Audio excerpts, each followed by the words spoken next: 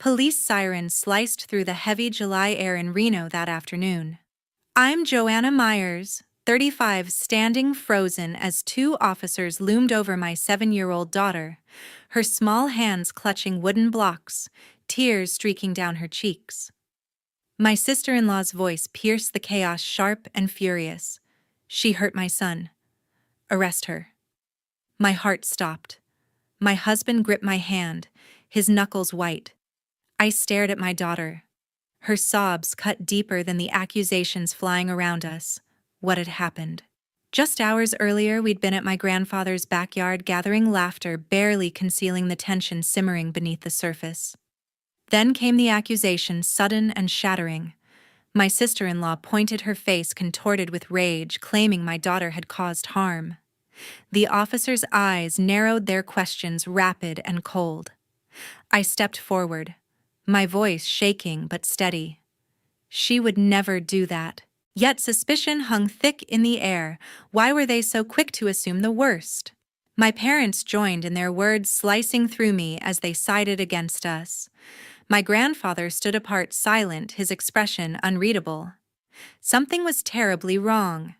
Everything had spiraled out of control, but the truth was, somewhere out there waiting to be found. Just hours before, it had been a simple family celebration. Now my daughter's innocence was being questioned, and so was mine. Have you ever faced a moment when your own family turned against you, when the truth felt impossibly far away? Share your story below. Where did it happen, and how did you respond? Let's talk about those moments of betrayal and the power of truth to change everything.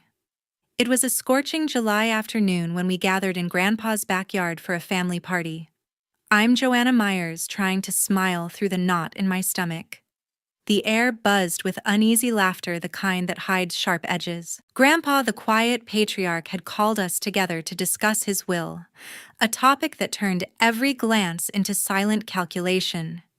His modern Reno home with its wide sunlit yard was the prize everyone wanted. I stood near the picnic table, sipping lemonade, watching my daughter play alone beneath an oak tree, her small hands stacking colored blocks into wobbly towers. My sister-in-law, always craving attention, cradled her 5-month-old son while basking in my parents' praise. "He's got your brother's eyes," Mom cooed, brushing past my daughter without a glance. Dad nodded, adding, "A strong boy just like his father." Their favoritism stung, but I'd long grown used to it. My brother, the golden child, could do no wrong, and his wife absorbed every ounce of their approval. My daughter, 7 and tender-hearted, felt the neglect. She added another block, her lips pressed tight, unnoticed by the adults fawning over the baby. I caught my sister-in-law's gaze, her smile thin and cutting. "Still crunching numbers for that little accounting job, Joanna?" she asked, her voice dripping with mock sweetness. "Must be hard scraping by." I forced a laugh, my cheeks burning. She knew about our struggles. Daniel, my husband, had been working overtime as a construction engineer just to keep us afloat. That morning, I'd spoken with a banker about a loan to buy a small house, a dream that seemed to drift further away with every condescending word. Her remarks weren't casual, they were calculated reminders of her place above me in the family pecking order. Daniel stood beside me, his hand brushing mine, sensing my unease. "Ignore her," he whispered, steady but low. I nodded, through the tension gnawed at me. The backyard filled with folding chairs, and the scent of grilled burgers felt like a stage for a play no one wanted to perform. Grandpa sat at the head of the table, his weathered hands folded, his gaze scanning us all. I wondered what he saw, a fractured family pretending to be whole. I hoped he'd recognize my daughter's gentle heart, our quiet resilience, but doubt lingered. My sister-in-law's laughter rang out again, loud, rehearsed, and hollow, as she adjusted her son's tiny hat. "He's already so smart," she bragged, drawing another round of smiles from Mom and Dad. My daughter glanced up, searching for me. I waved, trying to reassure her, but her shoulders slumped. She returned to her blocks, building in silence. I longed to scoop her up, to protect her from the unfairness, but I stayed put, trapped in the role of the polite daughter-in-law. The talk shifted to Grandpa's house, its worth whispered in cautious tones. "It's prime real estate," Dad said, eyes gleaming. Mom nodded, her voice low. "Your brother deserves it after all he's done." I bit my tongue, the words, "What about us?" stuck in my throat. My sister-in-law chimed in, her tone airy but sharp. "Some people just aren't cut out for big responsibilities." Her glance flicked toward me, and I felt Daniel tense beside me. I squeezed his hand, signaling him to stay calm. We couldn't afford a confrontation, not yet. Grandpa cleared his throat, drawing every eye. "We'll discuss the will soon," he said, his voice gravelly but firm. The table fell silent, forks hovering midair. I looked at my daughter, still alone, her blocks now a crumbling castle. My heart ached for her, for us. The party dragged on, each smile more strained than the last. My sister-in-law's barbs grew sharper, her confidence unshaken. She thought she had this in the bag: Grandpa's trust, my parents' loyalty, the house. I kept my face composed, though inside I was bracing for a storm I could feel coming. When I waved to my daughter again, her small hand lifted in return, a flicker of hope in her eyes. As I chatted with Daniel under the oak tree, my sister-in-law's scream shattered the party's easy hum. She bolted across the backyard, her face flushed, clutching her son tightly to her chest. "Emma did it. She hurt my son," she shouted, pointing at my daughter, who stood frozen beside her pile of blocks. My stomach dropped. Emma hurt her 5-month-old cousin. I couldn't believe it. My 7-year-old, with her gentle hands and shy smile, would never do such a thing. I rushed to her side, kneeling on the grass. "Sweetie, what happened?" I asked, keeping my voice steady despite the panic rising inside me. Emma's eyes filled with tears, her small frame trembling. "I didn't, Mommy," she whispered, shaking her head. "I didn't touch him." I pulled her close, feeling her heartbeat flutter against my chest. My sister-in-law loomed over us, her voice sharp. She pushed his rocker. "He fell because of her." The accusation sliced through me. I looked at the baby in her arms, his tiny face scrunched but unharmed. The rocker lay tipped on its side, a soft blanket tangled nearby. Something didn't add up. Mom stepped forward, her lips tight. "Emma's always been jealous," she said coldly. "She's not used to sharing attention." Dad crossed his arms. "Kids act out, Joanna. You know how she gets." Their words hit harder than the scream. My own parents siding against their granddaughter without hesitation. I stood shielding Emma. "That's not true," I said, my voice trembling. "She's not like that." But their eyes stayed fixed on my sister-in-law, their trust unwavering. Grandpa pushed through the crowd, his cane tapping the ground. "Everyone calm down," he said, his tone firm but weary. "Let's figure this out before pointing fingers." My sister-in-law ignored him, pulling out her phone. "I'm calling the police," she announced, her thumb already dialing. I stared, disbelief rooting me to the spot. "You're what I asked," my voice rising. "This is a family matter." But she turned away, speaking rapidly into the phone, her words a blur of accusations. Daniel crouched beside Emma, his hand resting gently on her shoulder. "Stay with her," I told him, my thoughts spinning. I needed answers. If the baby was hurt, we had to know how badly. I sprinted toward the house, weaving past picnic tables and startled guests. Inside, the cool air of Grandpa's living room did little to steady me. I grabbed my phone from my purse, fumbling for the pediatrician's number. My hands shook as I dialed, praying for clarity. The line rang, each second stretching endlessly. My sister-in-law's voice echoed in my mind, bitter and relentless. Why was she so quick to blame Emma? The way Mom and Dad sided with her felt like betrayal. Years of favoritism suddenly laid bare. I thought of Emma's tearful denial, her small voice trembling with certainty. She wasn't lying. I knew my daughter.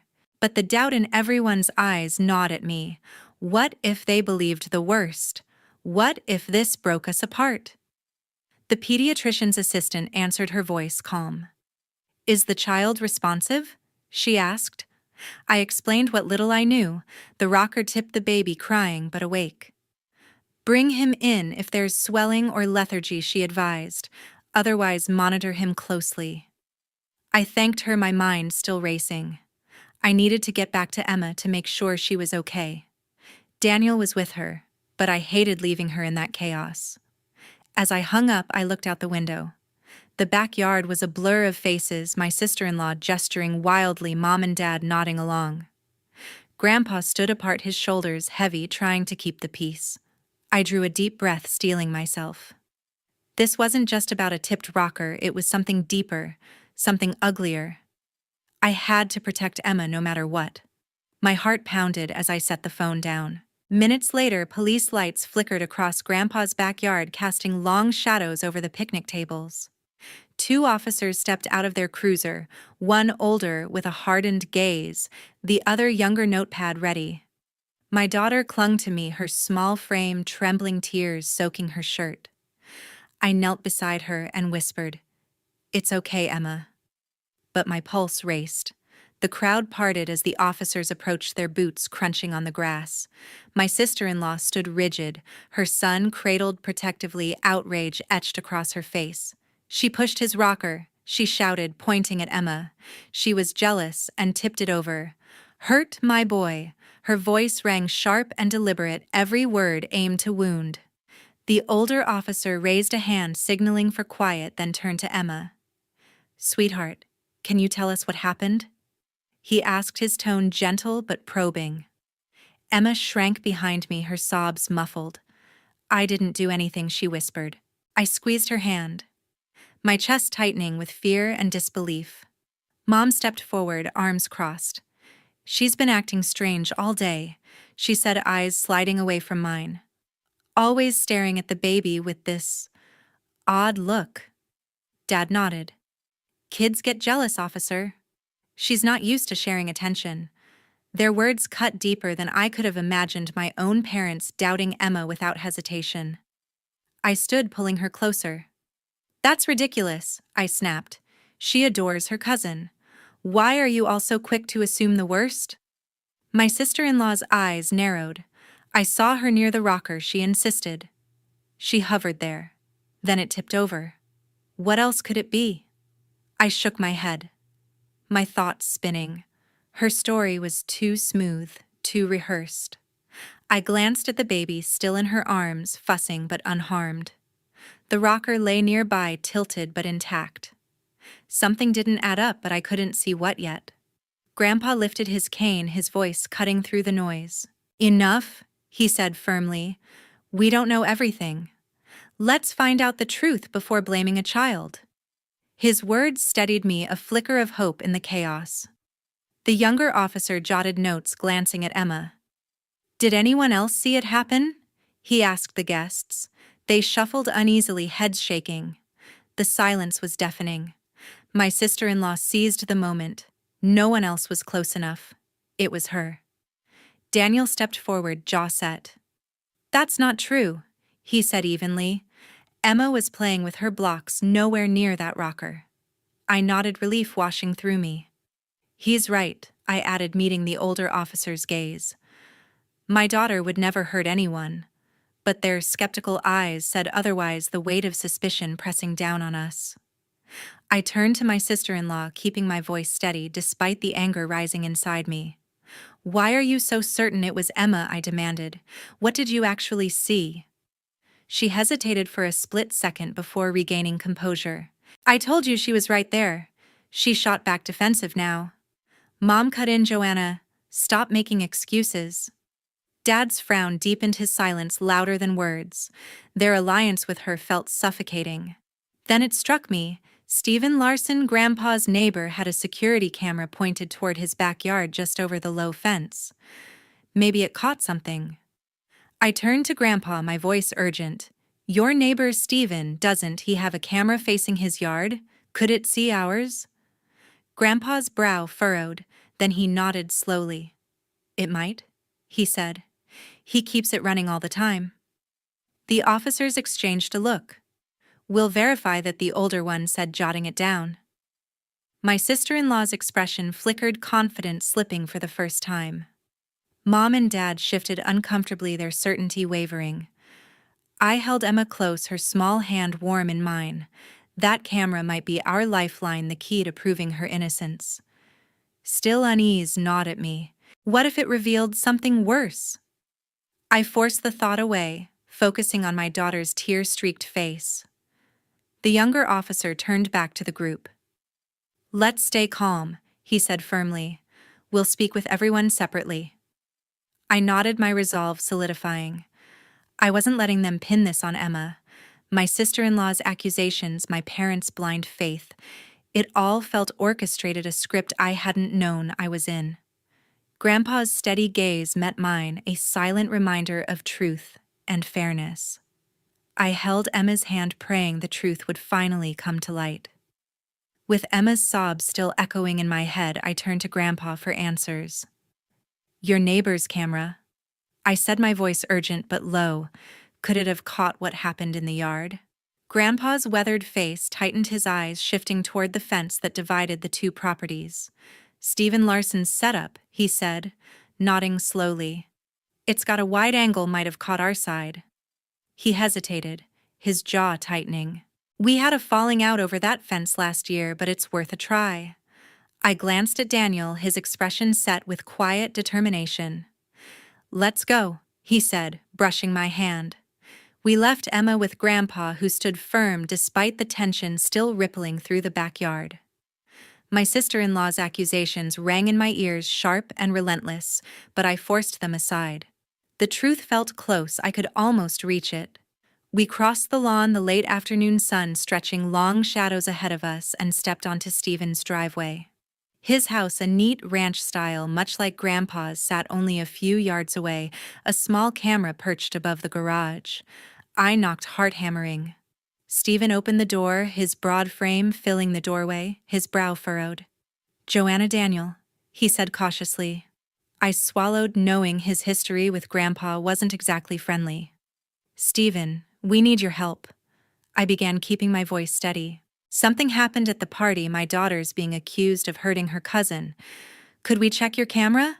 His gaze softened at Emma's mention, her tearful face clearly still fresh in his mind from earlier glimpses over the fence.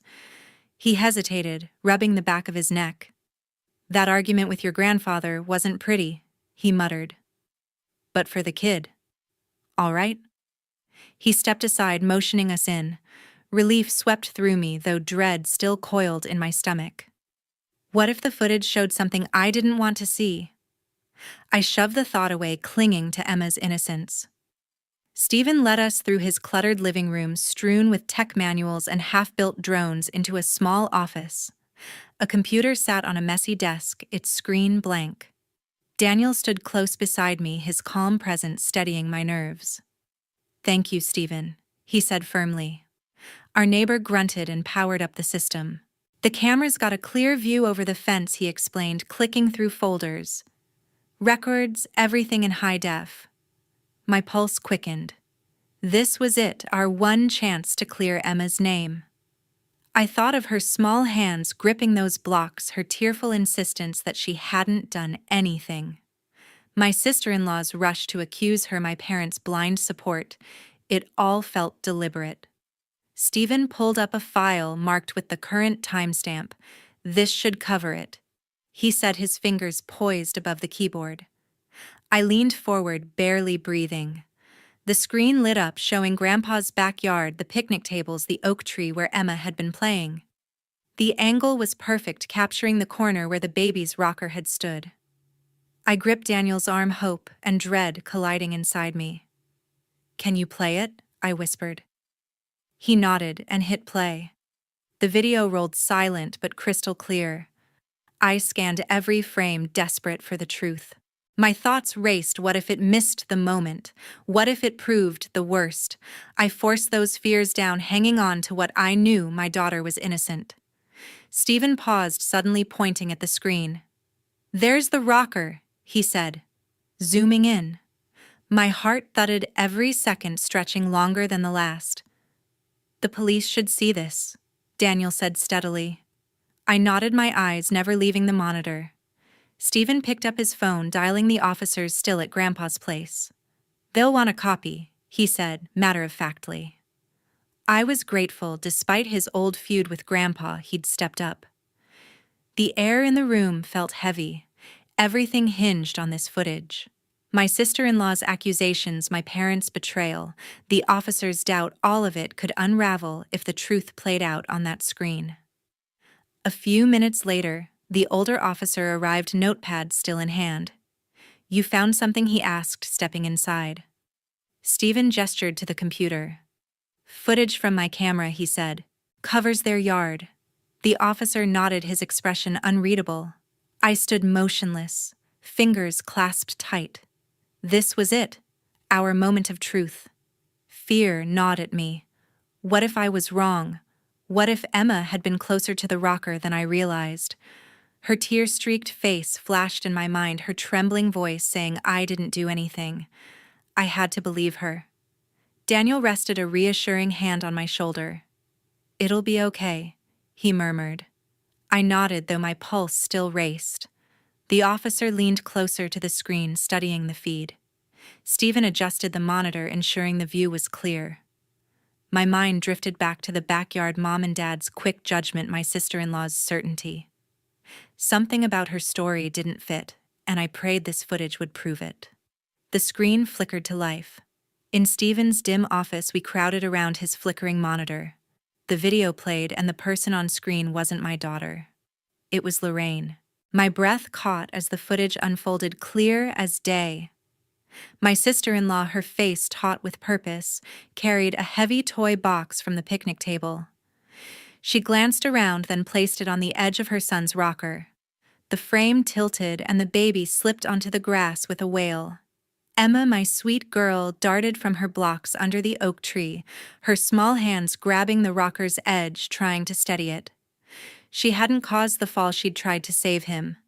I gasped, my hand flying to my mouth. Daniel's grip on my shoulder tightened, his jaw tense. Stephen leaned back, eyes wide. "That's not what she said," he muttered. The older officer beside us scribbled in his notepad, his expression hardening. My heart pounded, a storm of relief and fury surging through me.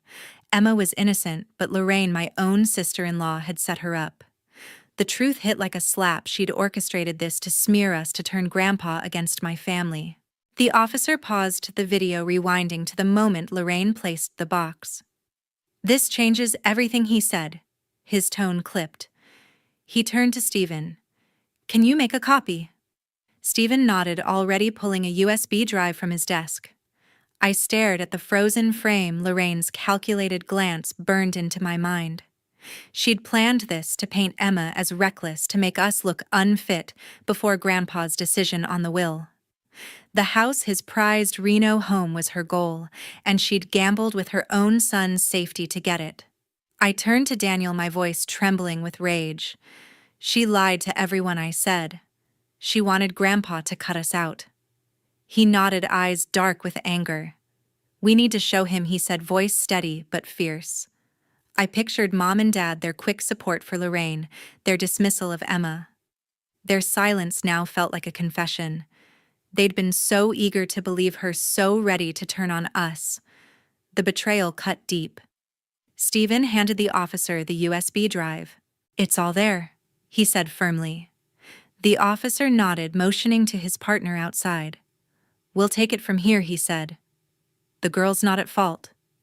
Relief washed over me, though anger still burned. Emma, only 7, had been dragged through this nightmare for nothing. I thought of her tearful face, her trembling voice, insisting she hadn't done it. She'd told the truth, and only Daniel and Grandpa had believed her. We stepped out of Stephen's house, the evening air cool against my flushed skin. The officer led the way back to Grandpa's yard, the USB drive in his pocket. My sister-in-law stood near the picnic tables, arms crossed, her face smug, until she saw us. Her eyes flicked to the officer, then to me, and fear crossed her features. Mom and Dad stood nearby, their earlier confidence gone. Grandpa leaned on his cane, his gaze heavy with disappointment. The officer held up the drive. "We've got footage," he said, his voice carrying across the yard. "It shows what really happened."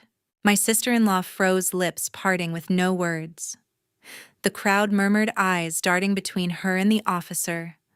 I stepped forward, my voice steady despite the fury inside. "You put that box on the rocker," I said, locking eyes with her. "You let your son fall to frame my daughter." Her face paled, her hands trembling, but she didn't deny it. Mom shifted uneasily. "That can't be right," she murmured, though her tone lacked conviction. Dad looked away, shoulders slumping. Their blind loyalty to Lorraine crumbled, and the weight of their mistake hung in the silence. Grandpa raised a hand, quieting the whispers. "I want to see it," he said, his voice low but firm. The officer nodded, promising to set up a viewing inside. I glanced at Emma, still curled up beside Grandpa. She deserved better than this. Anger flared as the pieces clicked together. Lorraine's snide remarks, her attempts to isolate us at the party, her quick accusation it was all for the house. She wanted Grandpa to see us as unworthy to secure her and my brother's claim to his legacy. Her scheme had failed, but at what cost? Her son's cries, Emma's tears, our family's trust, all shattered for greed. I clenched my fists, fighting the urge to confront her outright. The officer turned to me. "Your daughter's clear," he said firmly. "We'll handle the rest." I nodded, gratitude and fury mixing in my chest. Emma was safe. Her name cleared, but the damage remained. Lorraine's silence. Mom and Dad's averted gazes, they all knew the truth now. Grandpa's steady presence gave me strength, but the fracture in our family felt wider than ever. I had to protect Emma and rebuild what was broken. 2 days later, Grandpa called us back to his quiet living room. The air felt heavy, the kind of stillness that follows a storm. I stood beside Daniel, my daughter, clutching my hand, her eyes still shadowed from the ordeal. Grandpa sat in his armchair, his face etched with a mix of sorrow and resolve. Across from us, my sister-in-law sat stiffly, her son asleep in her arms. Mom and Dad lingered near her, their faces pale as they avoided my gaze. The truth revealed by Stephen's video hung between us, a silent weight none of us could escape. Grandpa cleared his throat, his voice steady but lined with disappointment. "I've seen the footage," he said, his gaze sweeping the room.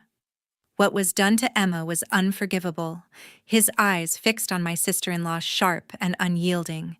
"You put your own child at risk to manipulate me and to damage Joanna's family." She flinched, her lips parting, but no defense came. I clenched my fists, the memory of her lies, her deliberate attempt to frame my daughter still burning through me. "I'm sorry," she whispered, her voice cracking. "I didn't mean for it to go that far." Her apology sounded hollow, a weak attempt to save face. I shook my head, my tone cold. "You meant to hurt us," I said. "You wanted Grandpa to see us as unfit so you could take his house for yourself." Her eyes dropped, silence confirming everything. Daniel's hand rested on my shoulder, his quiet steadiness keeping me from unraveling. Mom stepped forward, her voice trembling. "We didn't know," she said, wringing her hands. "We thought she was telling the truth." Dad nodded, his tone defensive. "We were just trying to protect the baby." Their excuses cut deep, as painful as Lorraine's deceit.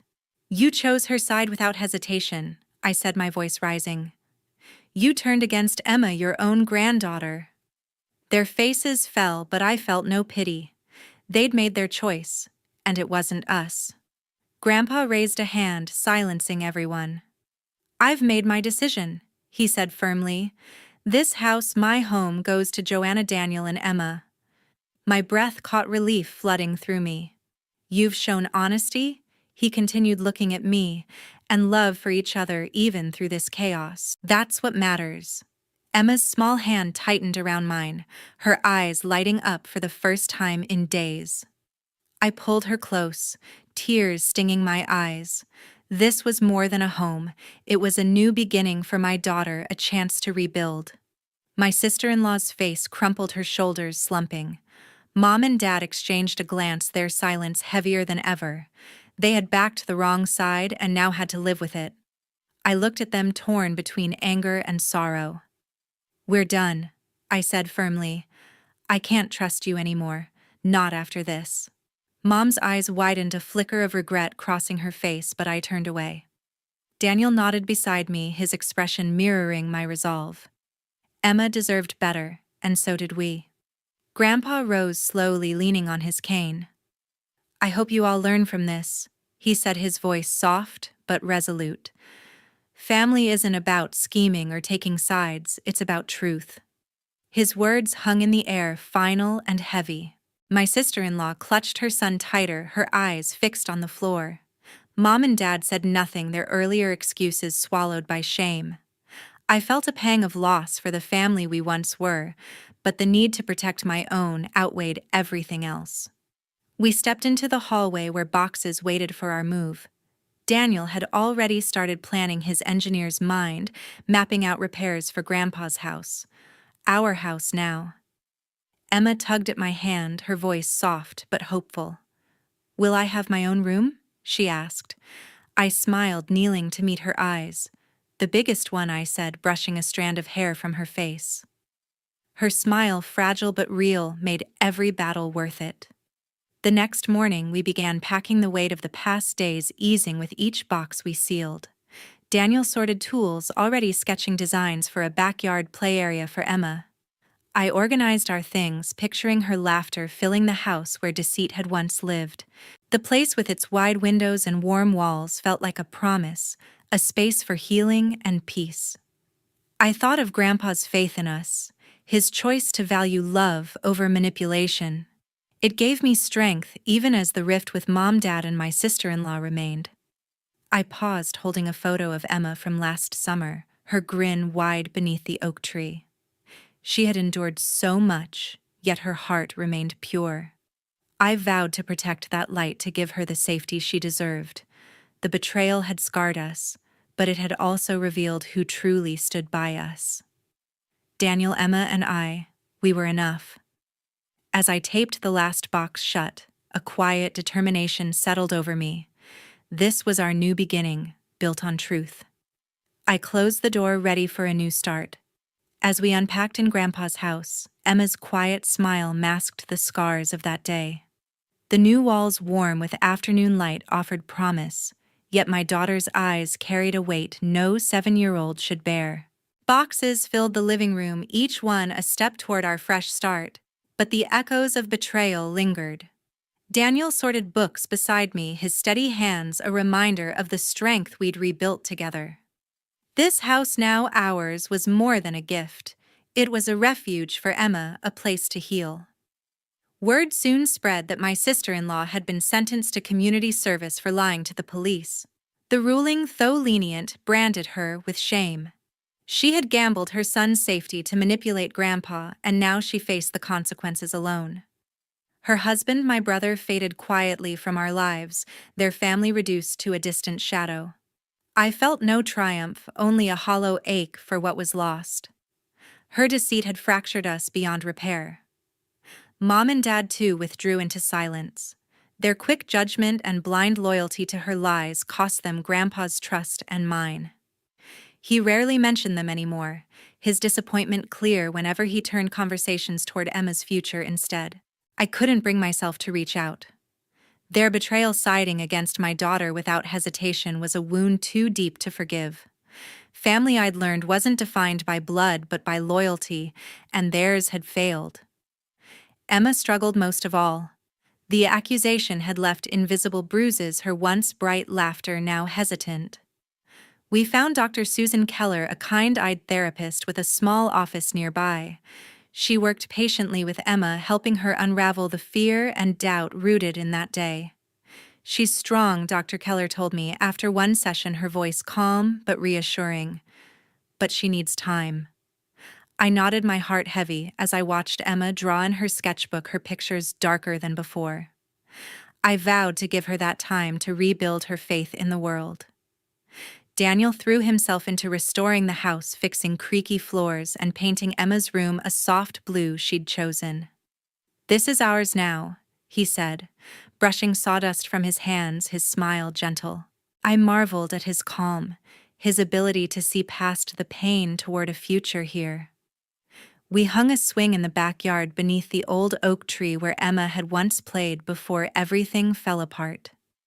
Her first laugh on that swing, clear and unburdened, felt like victory. I held on to that sound, letting it steady me. Grandpa visited often, his cane tapping a familiar rhythm on the porch. He'd sit with Emma telling stories from his childhood, his eyes softening each time she giggled. His decision to give us the house wasn't merely generosity, it was his way of protecting her, of ensuring we had solid ground to rebuild upon. "You're my family," he told me once, his voice firm. "Always will be."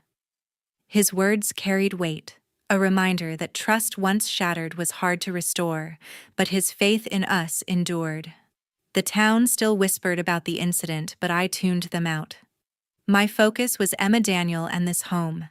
We planted flowers along the fence, a quiet act of reclaiming our space. Each bloom felt like defiance against the lies that once threatened to break us. I thought of my sister-in-law sweeping park paths in her orange vest, her ambition reduced to penance. I thought of Mom and Dad, their silence a self-imposed exile. Their greed and haste had cost them everything: family, respect, connection. One night as I tucked Emma into bed, her small hand curled around mine. "Am I still in trouble?" she asked softly. My throat tightened. "No, sweetheart," I said, stroking her hair. "You did nothing wrong. You're safe now." She nodded, her eyes heavy but trusting. That fragile trust, slowly mending, became my reason to keep going.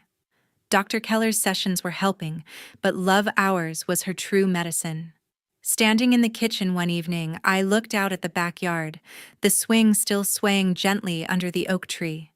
The pain of that day lingered, but so did our strength. Sometimes truth costs everything, yet gives back what matters most: family. I'd lost my parents, my brother, his wife, but I'd gained clarity. Greed and pride had unraveled them, leaving only regret. For us, truth carved a path forward, painful but real. The lesson was clear: family isn't built on blood alone, but on choices. Theirs tore us apart, but ours, rooted in love for Emma, held us together. As we settled into this home, I knew we'd carry the scars, but also hope. Emma's laughter, Daniel's steady presence, Grandpa's unwavering trust, they were our foundation, stronger than any house. I watched Emma play, her laughter echoing through the rooms, our new home's true heartbeat.